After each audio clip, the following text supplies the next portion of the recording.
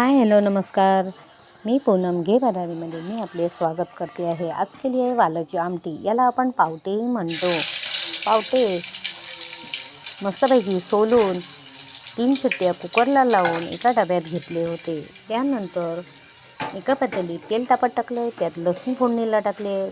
2 कांदे बारीक चिरून फोडणीला टाकले आहेत. गुलाबी रंगावर आल्यावर त्यात आले लसूणची पेस्ट टाकली आहे. 1 चमचा हळद टाकली आहे. भाजका मसाला टाकला आहे. गरम मसाला टाकला आहे. टोमॅटो फोडणीत टाकले आहेत.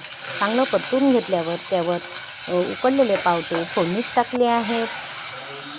त्यानंतर खोबऱ्याचे वाटण सुके खोबऱ्याचे वाटण केले आहे ते त्यात टाकलं आहे आणि कोथिंबीर टाकली, मीठ टाकले आहे.